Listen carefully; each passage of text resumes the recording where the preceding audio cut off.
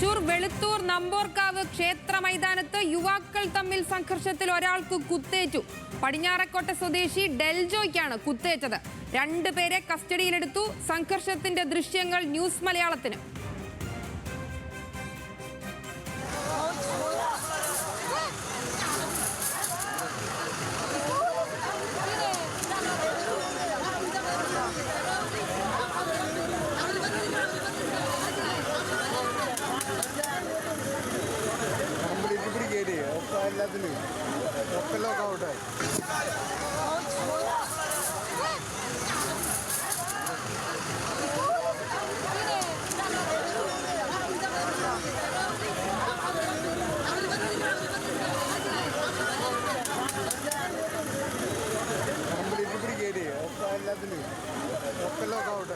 Levin K Vijayan ചേരുന്നുണ്ട് വിവരങ്ങളുമായി. Levin, ഈ സംഘർഷത്തിന് പിന്നിലെ കാരണം എന്താണ്?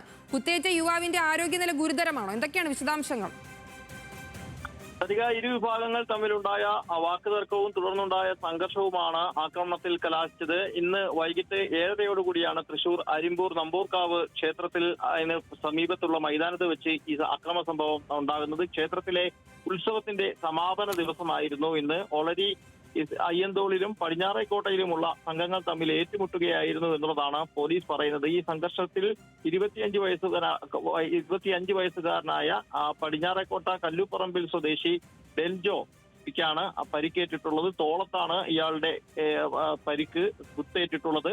സംഭവവുമായി ബന്ധപ്പെട്ടുകൊണ്ട് ഒളരിക്കര ശിവരാമപുരം ഉന്നതിയിലെ പൊന്മാണി എന്ന വിളിപ്പേരിൽ അറിയപ്പെടുന്ന ഇനോസ് കുന്നത്തുള്ളി ആദിത്യൻ എന്ന് പറയുന്ന 19 വയസ്സുകാരെയാണ് പോലീസ് കസ്റ്റഡിയിൽ എടുത്തിട്ടുള്ളത്. ഇവർ തമ്മിൽ ചേർന്നുകൊണ്ട് ഇയാളെ, അതായത് ഡെൽജോയെ കുത്തി പരിക്കേൽപ്പിക്കുകയായിരുന്നു. സംഭവ സ്ഥലത്ത് വെച്ച് തന്നെ നാട്ടുകാർ ഇടപെടുകയും പോലീസ് ആ സംഭവ സ്ഥലത്തുണ്ടായിരുന്നു. പോലീസ് വേഗത്തിൽ ഇടപെടുകയും ഈ പ്രതികളായിട്ടുള്ള 2 പേരെ കസ്റ്റഡിയിലെടുക്കുകയും പരിക്കേറ്റ ആളെ ആശുപത്രിയിൽ എത്തിക്കുകയുമായിരുന്നു. തൃശൂർ ഒളരിയിലെ സ്വകാര്യ ആശുപത്രിയിലാണ് പരിക്കേറ്റ ഡെൽജോ ചികിത്സയിലുള്ളത്. നേരത്തെയും ഈ ക്ഷേത്ര മൈതാനത്ത് വെച്ച് ഇത്തരത്തിൽ അക്രമ സംഭവങ്ങൾ നേരത്തെ റിപ്പോർട്ട് ചെയ്തിട്ടുണ്ടായിരുന്നു.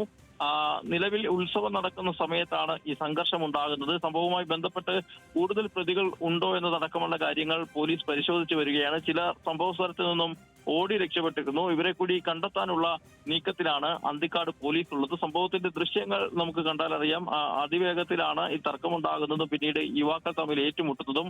ഏതായാലും സംഭവത്തിൽ സമഗ്രമായ അന്വേഷണം നടത്തുമെന്നും കൂടുതൽ പ്രതികൾ ഉണ്ടെങ്കിൽ വേഗത്തിൽ തന്നെ കസ്റ്റഡിയിൽ എടുക്കുമെന്നുമാണ് അന്തിക്കാട് പോലീസ് അറിയിക്കുന്നത്. പരിക്കേറ്റ ഡെൽജോയുടെ ആരോഗ്യനില തൃപ്തികരമാണ് എന്നുള്ളത് തന്നെയാണ് ആശുപത്രി വൃത്തങ്ങൾ അറിയിക്കുന്നത്.